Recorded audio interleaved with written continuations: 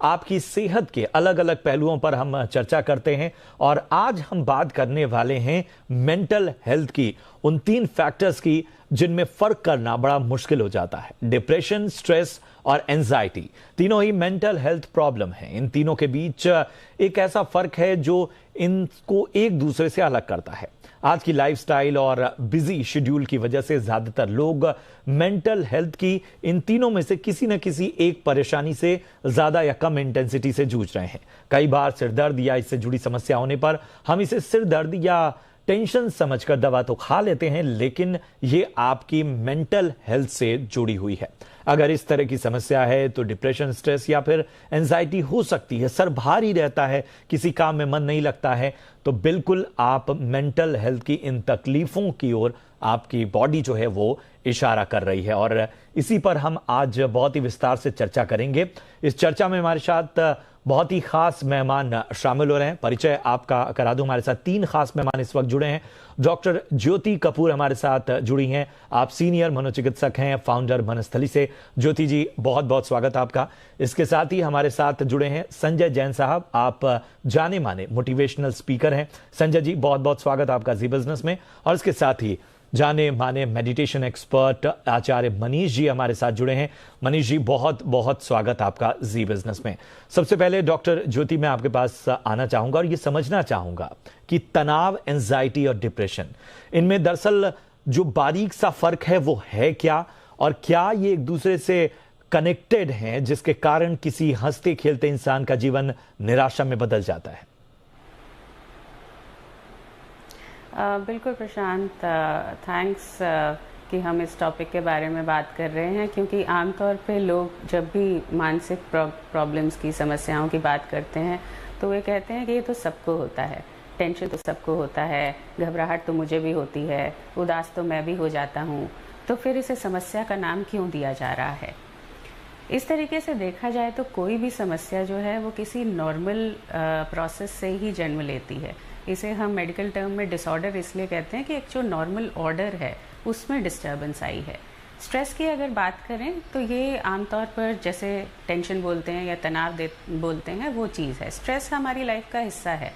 थोड़ा बहुत तनाव हमारे लिए ज़रूरी है, क्योंकि अगर हमारा स्ट्रेस केमिकल बढ़ता है तो वही कारण है कि हम लाइफ में कुछ करने के लिए आगे बढ़ते हैं। लेकिन जब ये तनाव क्रॉनिक हो जाता है, लगातार चलता रहता है, या बार बार इसके चलते हमारे मन में शंकाएं या घबराहट पैदा होती है, तो उसे हम एंजाइटी बोलते हैं। तो एंजाइटी को अगर हम सीधा सीधा डिफाइन करें तो वो एक तरह की घबराहट है कि कुछ गलत हो जाएगा या कुछ गलत हो रहा है। डिप्रेशन इन दोनों से अलग है। डिप्रेशन का मतलब है कि मन जो खुश नहीं हो पा रहा है, उदास है। उदासी सबके साथ होती है, सबको होती है। जब भी कोई नकारात्मक चीज़ होती है, जब भी चीज़ें कोई हमारे हिसाब से नहीं चल रही होती हैं, तो हमको उदासी होती है। लेकिन यदि ये उदासी की समस्या लगातार चल रही है, हम इससे उभर नहीं पा रहे हैं, तो हम इसे डिप्रेशन बोलते हैं। और क्लिनिकल टर्मिनोलॉजी में डिप्रेसिव डिसऑर्डर और एंजाइटी डिसऑर्डर्स के सेट क्राइटेरिया हैं, जिसके बेस पे हम फिर इसे क्लिनिकली डायग्नोस करते हैं और ट्रीट करते हैं। बिल्कुल, और उस पहलू पर भी मैं आऊंगा कि आखिर क्या वो तरीके हैं। संजय जी का मैं रुख करूंगा। संजय जैन साहब, निराशा एक ऐसा शब्द जिसमें शायद भारत के हर आयु वर्ग के लोग जूझ रहे हैं। इंटेंसिटी कम या ज्यादा हो सकती है, कैसे उभरे इनसे? कहीं सोशल मीडिया और दिखावे की दुनिया लोगों की जिंदगी में अंधेरा तो नहीं भर रही? जी, सबसे पहले तो बहुत बहुत धन्यवाद। बहुत शानदार टॉपिक है। और यदि हम देखें तो आज भारतवर्ष में इस बीमारी का बहुत सारे लोग शिकार हैं, लेकिन उन्हें पता भी नहीं है कि उनके साथ में इस तरह की कुछ स्थिति चल रही है। एक बात तो बिल्कुल तय है कि ये मन की बीमारी है। ईश्वर ने हमें मन दिया है, साथ में एक शरीर दिया है। तो यदि हम देखेंगे तो ये मन से रिलेटेड है। और यदि हम देखें तो मन की शक्ति के रूप में ईश्वर ने हमें बहुत बड़ी शक्ति दी है, बहुत बड़ा पावर दिया है, जिसका इस्तेमाल करके हम कुछ भी कर सकते हैं। लेकिन इस शक्ति का इस्तेमाल हम अपने खिलाफ ही जब करने लग जाते हैं, तब हम इन तीनों स्थिति में से कहीं ना कहीं गुजरना शुरू कर देते हैं। और इसमें यदि हम देखें तो डिप्रेशन है, स्ट्रेस है, एंजाइटी है, ये तीनों चीजें ही तब पैदा होती है जब इनका हम अपने खिलाफ इस्तेमाल करना शुरू कर देते हैं। होता कैसे है कि जो भी हमारे निगेटिव थॉट्स हैं और इमोशंस हैं, जैसे हम कह सकते हैं कि किसी ने हमको हर्ट कर दिया, कुछ कह दिया, तो हम थोड़ा सा डिप्रेसिव फील करने लगते हैं, हमें स्ट्रेस आना शुरू हो जाता है कि ये हमारे साथ क्या हो गया, क्या हमको बोल दिया। फिर कई बार ये होता है कि हमारी अपनी खुद की कुछ हमने अपने प्रति कुछ कुछ धारणाएं बना करके रखी होती है, जिसे हम सेल्फ इमेज कह सकते हैं, और हमारी निगेटिव सेल्फ इमेज की वजह से भी हम कई बार इस तरह की स्थिति में पहुंच जाते हैं। इसी तरह से यदि हम देखेंगे तो कई बार किसी किसी चीज का गिल्ट हो जाता है, और कई बार ऐसा होता है कि हम अपने आप को वर्थलेसनेस फील करते हैं। इसका मतलब ये हुआ कि आई एम नॉट कैपेबल, इस तरह की फीलिंग आती है कि मैं कुछ करने लायक नहीं हूं। और ये जो थिंकिंग साइकिल जब लगातार एक के बाद में एक चलना शुरू होता है, और इस साइकिल से जब हम बाहर नहीं निकलते हैं और ये कुछ लंबे समय तक यदि चलता चला गया, तो हम डिप्रेशन के शिकार हो जाते हैं। और एक बात मैं यहाँ पर ये बता देना चाहता हूँ कि इस पूरी बीमारी से या इस मेंटल प्रॉब्लम से हमें खुद को ही बाहर निकलना पड़ेगा। और आज की जो हमारी लाइफ स्टाइल है, यदि हम देखेंगे तो पिछले 100 सालों में जिस तरीके से डेवलपमेंट हो रहे हैं, एक समाज में जिस तरह की स्थितियां बन रही है, जो नए नए गैजेट्स आ रहे हैं, और हमारी लाइफ बहुत तेजी से हमें बहुत हमारे मन को इन्वॉल्व करना पड़ता है, हमारे माइंड का इन्वॉल्वमेंट रहता है, और हम कई बार कंफ्यूज रहते हैं और इधर उधर भाग रहे होते हैं, और हमें समझ नहीं आता कि हम क्या करें। आप देखिए कि हमारे हाथ में जो मोबाइल फोन है, उस पर लगातार नोटिफिकेशंस आते रहते हैं। हमारे पास में इंस्टाग्राम, फेसबुक, ट्विटर, व्हाट्सएप, ये सारी चीजों से लगातार कहीं ना कहीं मैसेजेस आ रहे हैं, और इसी समय हमें ऑफिस भी जाना है, घर के काम भी करने हैं, और कई बार कई चीजें हम भूल जाते हैं, तो उनको उन सारी चीजों को मैनेज करना है तो बड़ा मुश्किल होता है। इतना ज्यादा बिजी हो जाता है कि इंसान कि उसका लगातार एनर्जी का लॉस होता चला जा रहा है। और यही वजह है, इसको यदि हम कंट्रोल करना सीख लेते हैं तो बहुत अच्छे तरीके से इसको किया जा सकता है। बिल्कुल बिल्कुल बिल्कुल बिल्कुल। बात वही है कि अच्छी चीजों पे फोकस कीजिए, और एक बेसिक जो रूटीन है, एक बेसिक जो जीवन शैली है, उसकी ओर आपको कहीं ना कहीं लौटना होगा, और बेहतर की ओर देखने के लिए आपको उसकी आदत बनानी होगी। हो सकता है कि आप बेहतर की ओर देख रहे हैं, लेकिन वो बहुत ज्यादा काम नहीं कर रहा है, लेकिन वही प्रैक्टिस जब लंबे समय तक होगी तो वो बेहतरी आपके जीवन में भी नजर आएगी। हमारे साथ आचार्य मनीष जी भी जुड़े हैं। आचार्य जी, जब बात होती है मेंटल हेल्थ की और जब मन की हम बात करते हैं, तो मेडिटेशन बहुत बड़ी भूमिका निभाता है। निराशा, तनाव और एंजाइटी पर जीत हासिल करने में इसके बेसिक्स क्या हैं? कैसे शुरुआत करें मेडिटेशन की? मैं आपको पहले तो इस विषय को उठाने पर थैंक यू बोलूंगा जी बिजनेस को कि आपने टॉपिक उठाया, क्योंकि हमारे पास सैकड़ों पेशेंट्स आते हैं, और जैसा कि आपने शब्द बोला मेंटल हेल्थ, जैसे हम फिजिकल हेल्थ की चर्चा करते हैं, उसकी की पूरी डाइट का पूरा एक सिस्टम रूटीन बनाते हैं, सेम वैसे ही मेंटल हेल्थ के लिए भी वही सिस्टम जरूरी है। जो हम भोजन खाते हैं वही हमारा भोजन हमें पोषण देता है। ऐसे ही जैसे फिजिकल हेल्थ है, उतनी इंपॉर्टेंट मेंटल हेल्थ है, क्योंकि कहते हैं ना, जैसा खाएंगे अन्न वैसा होगा तन, वैसा होगा मन। तो मेडिटेशन की शुरुआत से पहले मैं बोलूंगा सही डाइट की शुरुआत सबसे पहले। अगर क्योंकि मेडिटेशन में जब लोग बोलते हैं ना ध्यान लगता ही नहीं, तो बड़ी प्रॉब्लम आती है। तो उससे पहले अगर हम डाइट ठीक कर लेंगे तो ध्यान लगना भी शुरू हो जाएगा। तो इसके लिए सबसे पहले जरूरी है सात्विक भोजन, बिल्कुल नॉर्मल भोजन। ये जो हम जंक फूड खा रहे हैं आजकल, जो फास्ट फूड खा रहे हैं या हम जो कुक्ड फूड खा रहे हैं, ये सब नुकसान पहुंचाते हैं हमारी मेंटल हेल्थ को, क्योंकि मेंटल हेल्थ जुड़ी हुई है हमारे पेट की हेल्थ से। अगर पेट ठीक होगा तो दिमाग ठीक होगा। हमारी कहते हैं ना, गट इज अवर सेकंड ब्रेन। तो हमारा जो दिमाग है, उसके पीछे की जो सोच है, वो हमारे गट में, हमारे पेट में है। हमारे जो गुड बैक्टीरिया हैं, हमें उन पर बढ़ाने पर जोर देना होगा, फिर देन मेडिटेशन स्टेप है। तो मैं इसके लिए एक सलाह देता हूं। इसके लिए हमें सही स्टेप करना है डोज, DOSC, डोज ठीक करनी है। डोपामिन, ऑक्सीटोसिन, सेरोटोनिन और एंडोर्फिन, ये डोज ठीक करने के लिए पहले हमें डाइट ठीक करनी है, फिर हमें करनी है मेडिटेशन। मेडिटेशन सबसे आसानी से शुरू कैसे होती है? Breath witnessing. आपको कुछ नहीं करना, आपको नॉर्मल बैठ के या नॉर्मल लेट के सिर्फ अपनी सांसों को आते और जाते देखना है। सबसे पहला स्टेप ये है। जब आप इन ब्रेथ विटनेसिंग को, सांसों को देखना शुरू करोगे, तो जो सांस हमारी 1 मिनट में अभी लगभग 18 चल रही हैं, ये धीरे धीरे धीरे 15 पर आ जाएंगी। आपके विचार अपने आप ही, जो आपके फालतू के विचार हैं, वो छटने शुरू हो जाएंगे। फिर धीरे धीरे प्रैक्टिस करके 15 से 8 पे आ जाती हैं। तो ये अपने आप होता है, आपको कुछ नहीं करना होता, बॉडी खुद करती है। बस आपको करना क्या है, ब्रेथ विटनेसिंग, पहले ब्रेथ पे अपना ध्यान लगाना है। जब ब्रेथ विटनेसिंग का अगला जो स्टेप है वो है थॉट विटनेसिंग। आपने अपने विचारों को देखना है, विचारों को आते और जाते देखना है। और सबसे बड़ी बात, उस टाइम पे सबसे जरूरी प्रैक्टिस, जो नेगेटिव विचार आपने देखा आपने उसको नोट कर लेना है। और जब अगली बार भी मेडिटेशन करेंगे तो उसी स्टेप से हम शुरू करेंगे। तो हमारे हॉस्पिटल्स में, जो पूरे इंडिया में हमारे हॉस्पिटल्स हैं, हम ऐसे ही पेशेंट की शुरुआत करते हैं। जितनी भी तरह के डिप्रेशन, एंजाइटी, सिजोफ्रेनिया, मैनिया, इस तरह के पेशेंट आते हैं, नींद ना आना, यहां से जब शुरुआत करते हैं आप हैरान हो जाओगे। सिर्फ 3 से 7 दिन के अंदर ब्रेथ विटनेसिंग करने के बाद लगभग 80% पेशेंट्स को नींद ठीक आने लग जाती है, उनके विचार सात्विक हो जाते हैं, शुद्ध हो जाते हैं, अच्छे हो जाते हैं, वो पॉजिटिव हो जाते हैं। जो आत्महत्या के विचार आ रहे थे उनके मन में, नेगेटिव विचार आ रहे थे, वो अपने आप ही जाना शुरू हो जाते हैं, सिर्फ एक स्टेप से, ब्रेथ विटनेसिंग।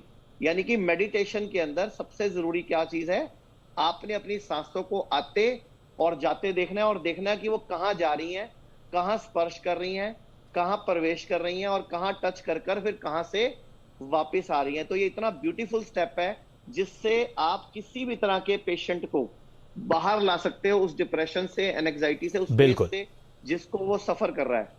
बिल्कुल बिल्कुल, बहुत अहम सलाह आपने दी। और जाहिर सी बात है कि हमें, जिसकी बात हम कर रहे हैं कि हमें अपने शरीर और अपने मन को स्वस्थ रखने के लिए जो भी चीज़ें हमारे पास मौजूद हैं, और ये ऐसे स्टेप्स हैं जिसके लिए हमको बहुत ज़्यादा जतन नहीं करने हैं, बहुत ज़्यादा प्रयास नहीं करने हैं, हमको आसानी से अपने बेसिक्स पर ध्यान देना है। डॉक्टर ज्योति, डिप्रेशन की अगर हम बात करें तो 2 तरह के लोगों का एग्जाम्पल मैं आपके सामने रखना चाहूँगा। एक व्यक्ति है जो जिंदगी में लगातार हो रही दुखद घटनाओं की वजह से डिप्रेस्ड है, मसलन घर में किसी खास की मृत्यु हो जा रही है, लंबे समय से कोई बीमारी वगैरह उसके जिंदगी में है, उसकी वजह से वो उन चीजों से उभर नहीं पा रहा है। दूसरी तरफ एक व्यक्ति है जो असफलता, करियर का दबाव, पैसे कमाने की होड़, संबंधों के प्रेशर्स के आगे परेशान है। तो किस तरह के व्यक्ति का डिप्रेशन ज्यादा खतरनाक है? क्योंकि दुख या उदासी इन दोनों तरह के लोगों के जीवन में पूरी मात्रा में नजर आती है। देखिए, दुख खतरा नहीं होता, दुख एक नेचुरल इमोशन है, लेकिन खतरा होता है जब वो आपके कंट्रोल से बाहर चला जाता है, चाहे वो किसी बाहरी कारण से हो, चाहे वो बिना कारण को हो। तो जैसे अभी आपके एक्सपर्ट्स ने भी बात की है यहाँ पे कि हमारी लाइफ में एक बैलेंस की ज़रूरत होती है। वो बैलेंस जो है, वो संतुलन जो है, वो हम खो रहे हैं। तो जब वो संतुलन खो रहा होता है तो जिस भी तरह का तनाव या परेशानी हमारे को दुखी कर रही होती है, वो दुख हम झेल नहीं पाते हैं। और जब हम वो झेल नहीं पाते हैं तो डिपेंडिंग अपॉन कि हमारी जेनेटिक वल्नरेबिलिटी कैसी है, हमारा बायोलॉजिकल नेचर कैसा है, हम उसको कोप करने के लिए कुछ कोशिश करते हैं। यदि वो कोशिश सफल होती है तो हम उससे बाहर निकल सकते हैं। अगर असफल होती है या हमारी स्ट्रेस कोपिंग पुअर है, सपोज हम अपने तनाव को या अपने दुख को डील करने के लिए हम शराब का सेवन करने लग जाते हैं, तो उससे हमें थोड़े समय के लिए रिलीफ मिलेगा पर इलाज नहीं होगा और वो दुख बना रहेगा। और शराब की वजह से जो न्यूरोकेमिकल्स हैं, जो दिमाग के रसायन हैं, उनका असंतुलन बढ़ता रहेगा और वो डिप्रेशन सिवियर होता चला जाएगा।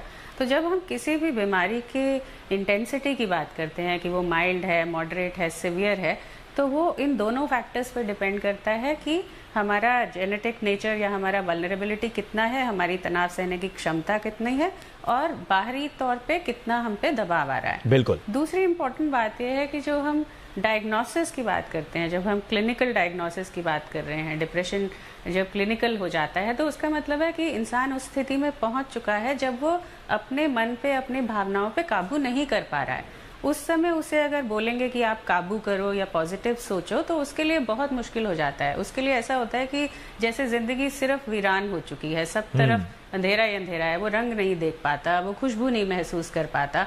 और ये मैं आपको जो पेशेंट्स के मेरे एक्सपीरियंसेस हैं उससे कह रही हूँ कि इस तरह की बात आती है कि डॉक्टर साहब मुझे भी पता है कि मुझे पॉजिटिव सोचना चाहिए पर मैं नहीं सोच पा रहा हूँ।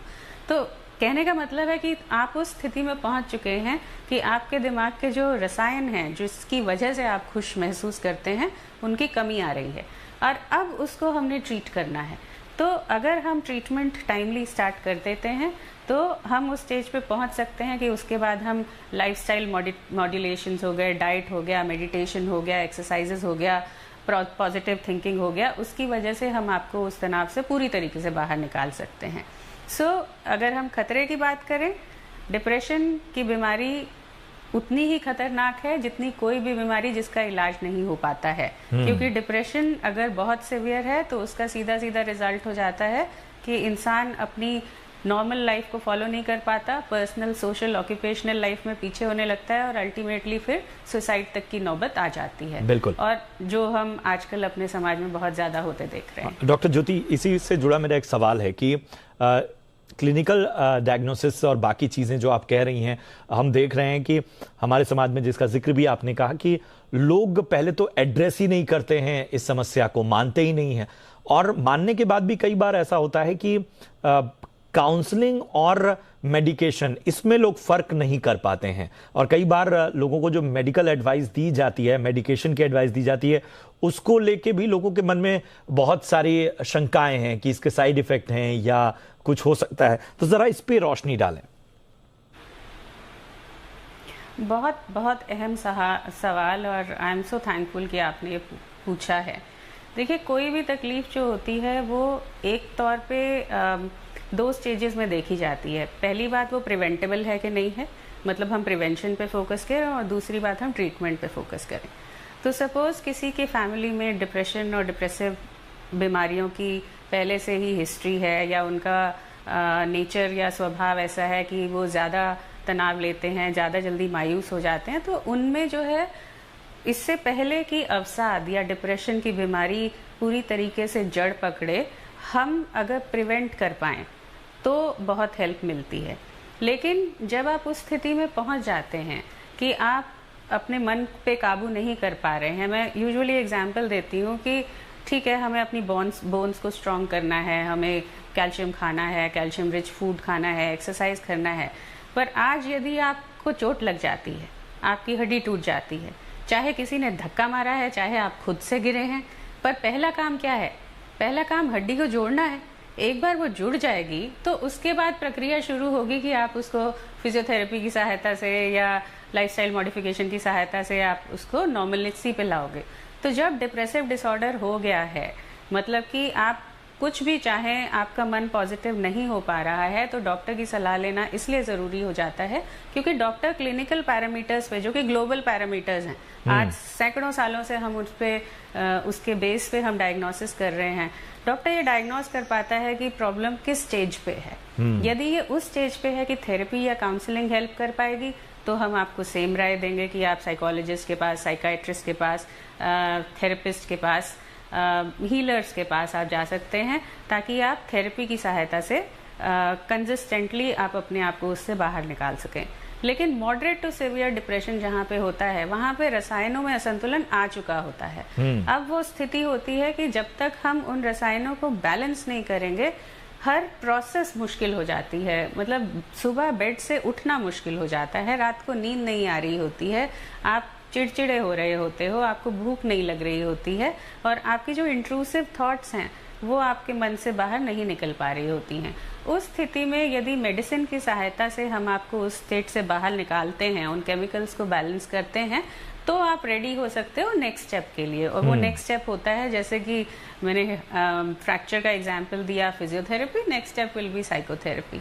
और जो मिथ्स हैं मेडिसिन और ट्रीटमेंट को लेकर हैं, देखिए, कोई भी चीज़ जो आप गलत तरीके से लेते हैं, बिना सलाह के लेते हैं, चाहे वो खाना हो, चाहे वो पानी हो, चाहे वो एक्सरसाइज ही क्यों ना हो, वो आपको नुकसान देती है।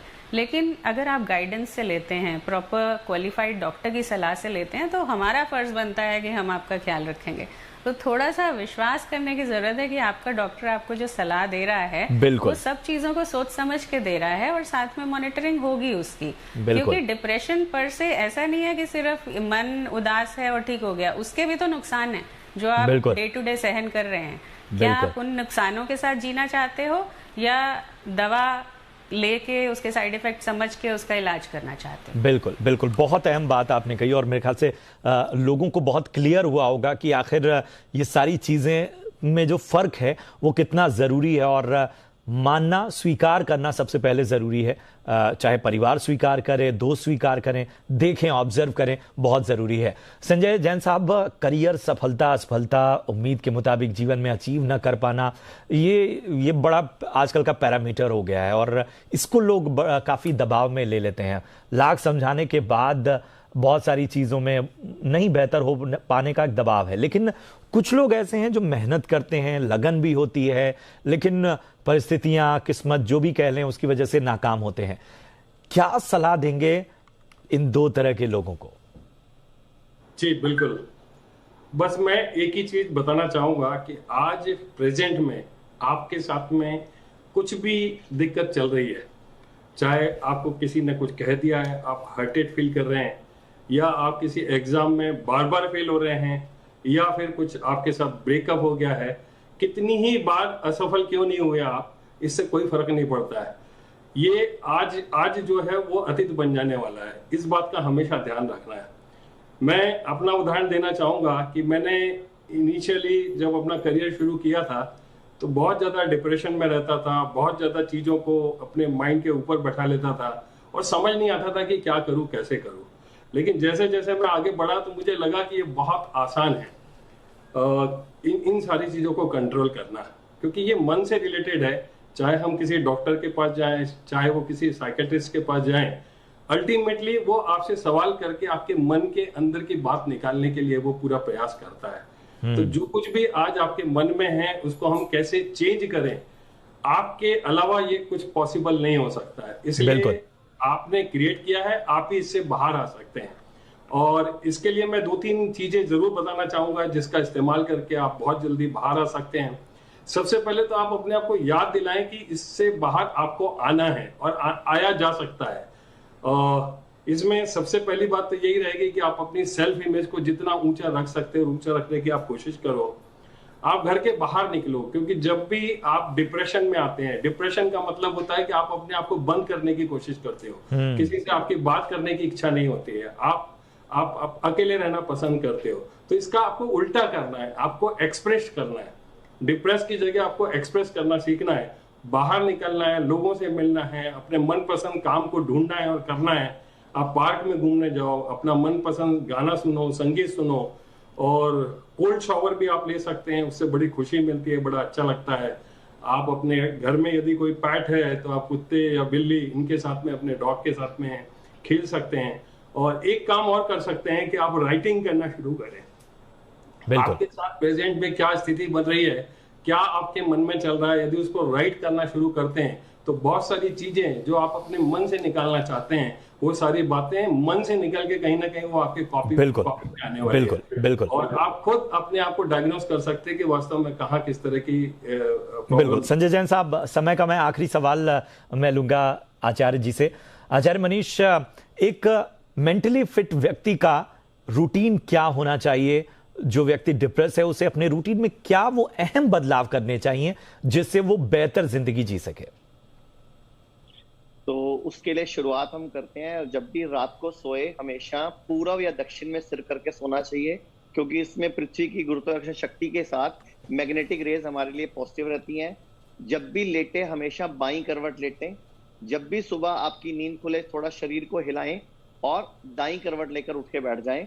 और सुबह उठते ही 1 कप गरम गरम पानी या 1 गिलास हर्बल टी या 1 कप हर्बल टी उकड़ू बैठ के, मतलब इंडियन टॉयलेट स्टाइल में बैठकर उस तरह से पिएं। और जब भी नाश्ता करना है, फ्रूट्स पहले खाने हैं, रोटी चावल या जो भी परोठा खाना है वो उसके ऊपर से खाना है, मतलब फ्रूट्स पहले खाने हैं। और कितने खाने हैं, क्वांटिटी आपकी पूरी फुल होनी चाहिए, यानी कि आपका वजन अगर 70 किलो है तो लगभग 700 ग्राम फ्रूट की प्लेट खानी है आपने।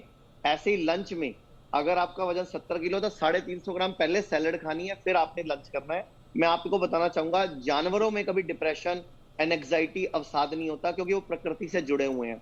तो रोज सुबह शाम 15 मिनट नंगे पांव सुबह और शाम घास पे जरूर घूमें, कभी आपको डिप्रेशन एंजाइटी होगा ही नहीं। और अपने भोजन में रोज 1 आंवला और 1 अंजीर जरूर शामिल करें। आंवला और अंजीर ये 2 ऐसे सुपर फूड्स हैं जिनको खाने से आपके पेट के रसायन ठीक रहते हैं, जिससे आपके डोपामिन, ऑक्सीटोसिन, सेरोटोनिन, एंडोर्फिन ये सब नेचुरल नॉर्मल रहते हैं और आप बिल्कुल ठीक रहेंगे। बिल्कुल बिल्कुल।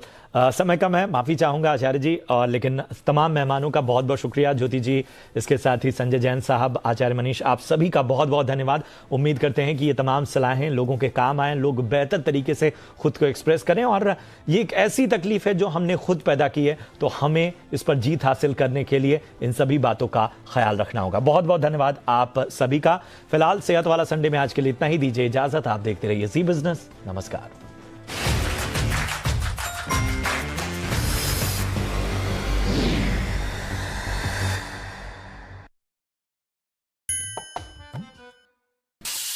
प्रॉफिट बढ़ाना है ना तो डीजल सीजन में आपको क्या चाहिए? सबसे पहले और तेज नतीजे, सही और सटीक विश्लेषण,